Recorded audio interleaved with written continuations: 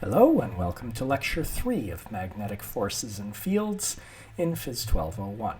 In this lecture we're going to look at the forces that magnetic fields exert on current-carrying wires. Magnetic forces are not like electrical forces. Electrical forces always act in the direction of the electric field or directly opposite the direction of the electric field. But magnetic forces are more complicated than that, and I find that the thing that students have the most trouble with is keeping the direction straight. The magnetic force on a wire is perpendicular to the wire, and it's also always perpendicular to the B field. So, if you think of this case, with the current going this way and the magnetic field up, that leaves you two possibilities. To be perpendicular to both, either the force is straight out of the screen or it's straight into the screen.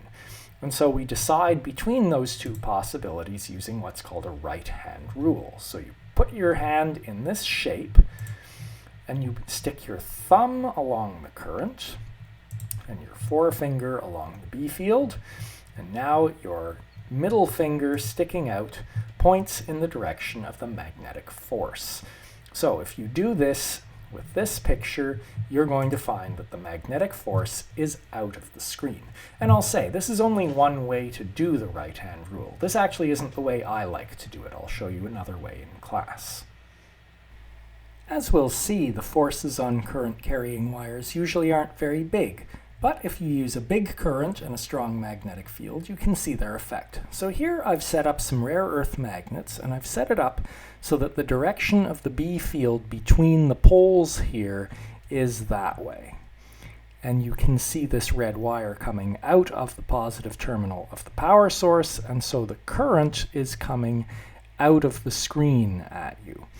And so now if you use the right-hand rule, you're going to find that the magnetic force should be up.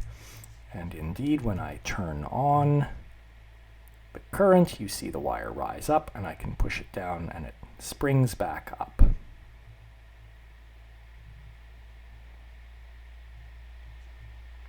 We've mostly seen everything we need to know about the size of the magnetic force on a current-carrying wire, because we used it to define the strength of the B field. If you measure, remember, the size of the force, then you just divide it by the current in the wire and the length of the wire to get the B field strength. And so you can just rearrange that if you already know the strength of the magnetic field and you want to know how strong a force is going to be on the wire, you just rearrange it to this. However, note that this only works if the wire is perpendicular to the magnetic field. And we already saw this because these pieces of wire here that are parallel to the magnetic field have no magnetic force acting on them. That tells you that there must be some dependence on the angle between the wire and the field. And so let's look at what happens when the wire more generally makes any old angle theta compared to the B field. Then the magnetic force magnitude is the same expression but times the sine of theta. Notice, in this case, with a wire parallel to the B field, theta is 0, and sine of 0 is 0. And so this expression gives what we need it to, which is a 0 force on any wire that's parallel to the magnetic field. And this tells us that the magnetic force is largest when the wire is perpendicular to the field, or in other words, when theta is 90 degrees. Let's practice using all of this to calculate something. Here's this setup again with these two wires A and B parallel to each other. And before, in a previous lecture, we looked at how to find the B field at a point P. But that's not what we're going to do now. Now we're going to find the force that one wire exerts on the other. So let's find the force that A exerts on B. So this is a totally different situation. When we were finding the field at the point in between, they were both source wires. But now we're thinking of wire A as the source of a field down here where B is, and B is a probe responding to that field.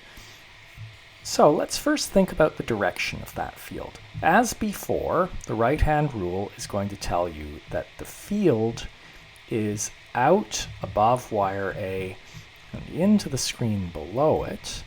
And so down here where wire B is, there is a field into the screen produced by wire A, and so I'll call it BA. And wire B is going to respond to that, so let's think about the direction of the force on wire B.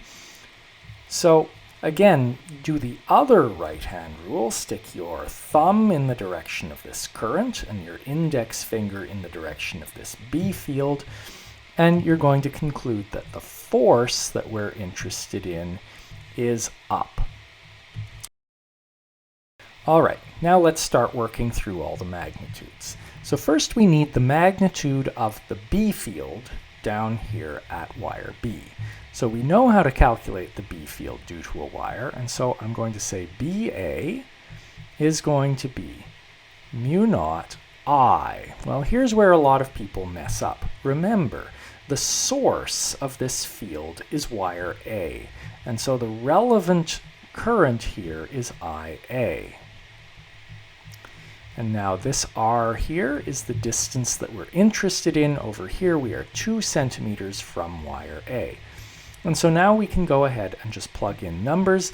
Again, we've got a 2 pi in the denominator, so it's going to be convenient to work with the exact expression for mu naught, because then we'll get all sorts of nice cancellation.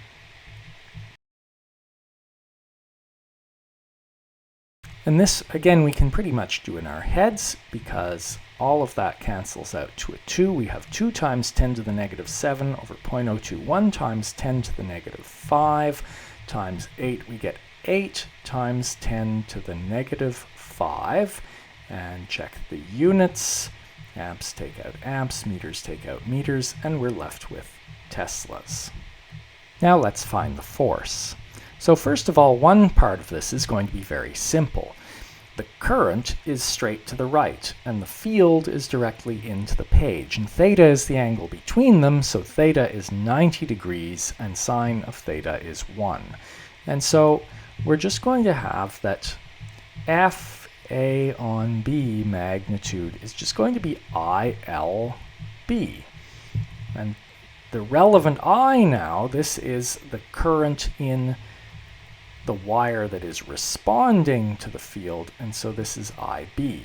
And so we have 6 amps times this length of 5 meters times our 8 times 10 to the negative 5. And check the units. A Tesla is a Newton per amp meter, and we have amps and meters over here, and so we do indeed get newtons as we'd better. I just want to point one more thing out about this. If you now wanted to calculate FB on A, the force that wire B exerts on wire A, well, the right-hand rule would tell you that there is a field out of the screen up here. This is B due to wire B. And then the other right-hand rule, thumb, index finger out, tells you that the force on wire A is down.